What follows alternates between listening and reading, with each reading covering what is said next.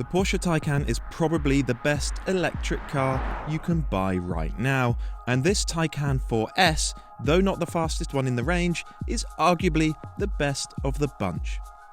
But now it has a new rival, and it's the fiercest kind of rival that there is, because this new Audi e-tron GT shares its underpinnings with the Taycan, and that makes this rivalry a sibling rivalry. If you've got brothers like I have, you'll know exactly what that means. These two EVs are going to squabble and bicker and fight like there's no tomorrow. So the question is, does the e-tron GT have what it takes to knock its older brother, the Taycan, off its perch?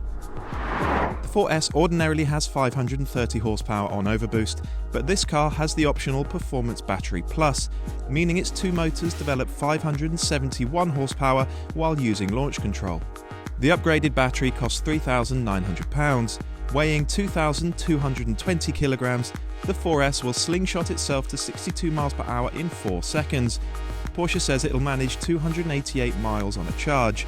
The basic price is £83,580, but this one is spec'd right the way up to 98 grand.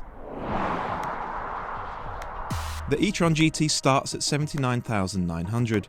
It has the same 530 horsepower on overboost, which lasts for 2.5 seconds, as the basic Taycan 4S. That's enough for 0 to 62 in 4.1 seconds. The Audi weighs 2,276 kilograms and should do 298 miles on a charge. This particular test car has the Vorsprung upgrade pack, which adds extra kit, air springs and rear steer. It also adds £25,000 to the bottom line. For just a few £1,000s more, you could have the range-topping RS model. The first time you step into a Taycan, you cannot help but be blown away by the quality of this cabin. It's all quite plain and simplistic, the design, the layout, but it looks fantastic with these 3 enormous digital displays. They're all touch screens as well. This one for the ventilation, this one up here for your normal infotainment stuff. And then up here, you've got little buttons along the side, touch sensitive buttons for the lights, for traction control, suspension stiffness, and so on. The thing about this interior though is the quality. It feels so tough and solid in here. Everything just feels so high grade. The materials, the fit and finish, it's just so impressive. And there are some great design touches as well, like this frameless display up here, which just looks so crisp and sharp. However, what I will say is, all these touch-sensitive buttons, all these touch screens everywhere, they're not that easy to use when you're on the move, and that becomes more significant when we jump into the Audi. We've jumped into the Audi, and look, physical buttons, actual buttons that move when you press them. Isn't that a novelty these days? Down here as well, for the drive modes, traction control, other bits and pieces as well.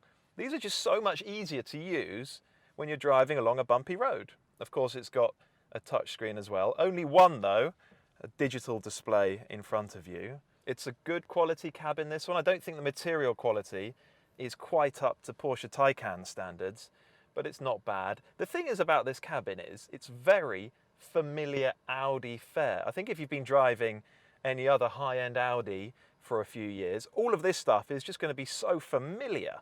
I don't have an issue with that per se, but when you get into that Taycan, it feels like a whole new thing. One other word on this car's interior, you don't sit quite as low in the e-tron GT as you do in the Taycan, so that Porsche has just got a slightly better seating position.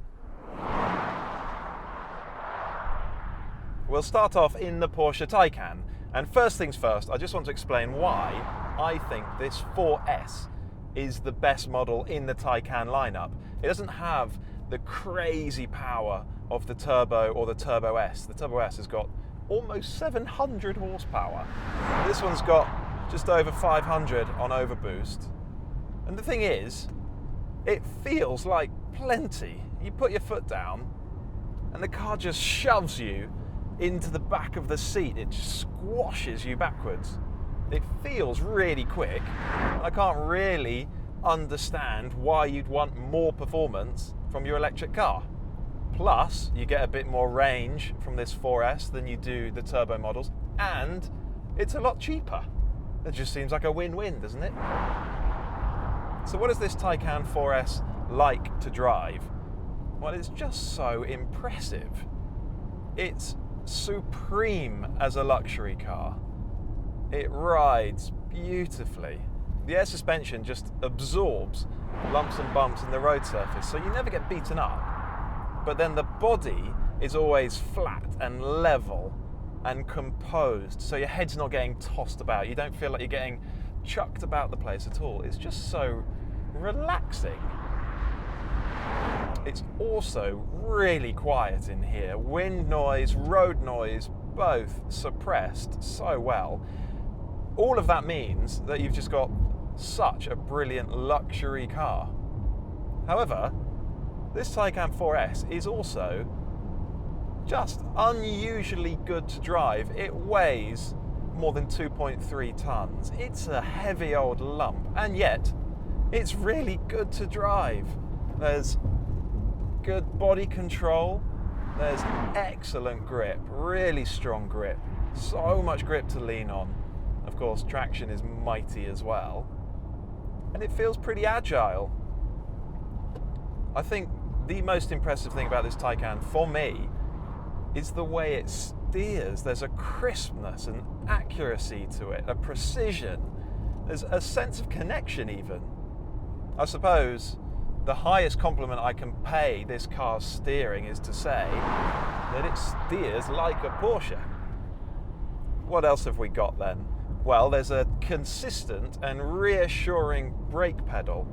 Now that's another mighty achievement, because this car, like most electric cars, swaps between regenerative braking and pressing a pad up against the disc, conventional braking. And so often in electric cars, as they shuffle between those two forms of braking, you can tell the pedal feels weird and inconsistent. But in this car, you just don't get that. It just feels like a normal braking system. So you wrap all that together, you've got great steering, good body control, tons of grip, pretty good agility, a good brake pedal, and you've got a heavy electric car that's massively fast and also pretty good fun to drive. No, it's not a 911, it's not a hot hatch, it's not a conventional sports saloon, but for an electric car, it is massively capable and competent, and also quite good fun to drive. I'll stop short of calling it a riot to pedal along a B road, but for this type of vehicle, I think it's mighty impressive. Hopefully, all of that tells you why I think this Taycan 4S is just about the best electric car on sale today. So, can this car's brother, the Audi e-tron GT, knock it off its perch? Is that Audi a better electric car? Right away, the Audi feels, well, more like an Audi. It's amazing how different the two cars can feel from that first mile onwards. I've got a slightly loftier seating position in this e-tron GT. Immediately, the steering feels more remote. It's more vague than the steering in that Porsche. There's also more wind noise, more road noise in this car, and that really does make quite a difference. Now, this e-tron GT has been pitched more like a Grand Tourer, hence GT, than the Taycan. Porsche describes that car as a four-door sports car. So these two cars should have quite different characters, and they really do. The ride quality in this e-tron GT is maybe ever so slightly plusher, but there's more movement in the body, so your head gets knocked around a little bit more. So overall, it doesn't ride any better than the Taycan, it just rides slightly differently. And then when you stick it into dynamic mode, the equivalent of sport mode in the Taycan, it does sort of tense up a little bit, it does sharpen its responses, but still it doesn't feel as nimble as that Taycan. It doesn't steer with anything like the same precision or response as the Porsche does. And there's also, in this e-tron GT, one of those weirdly inconsistent brake pedals I was talking about.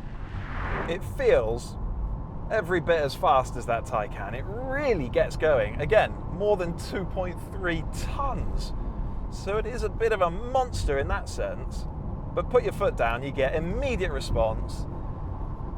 Every pound-foot of torque arrives straight away, and it just thumps along the road in near silence. It really does feel quick. Like the Taycan, this e-tron GT is pretty agile given its size, given its weight. You can tell that the center of gravity is really low. There's pretty good body control, but not the same ironclad body control that you get in the Taycan. The trouble is, it's just not as good to drive spiritedly as the Porsche. Those Porsche engineers, they just get the details right so often, just as they have with that Taycan. They've got the steering right, they've got the body control right, they've got the brake pedal absolutely right. These are small details, but they all come together to make that Porsche just altogether more rewarding, more satisfying to drive enthusiastically than this e-tron GT. And the difference between the two cars is actually pretty substantial.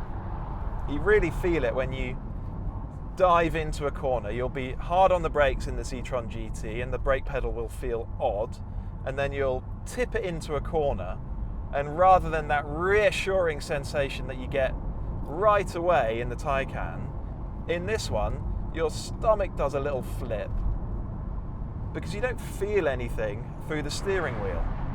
An important point about these two electric cars is that they disguise their weight really well, but only to a point, because all that mass is still there.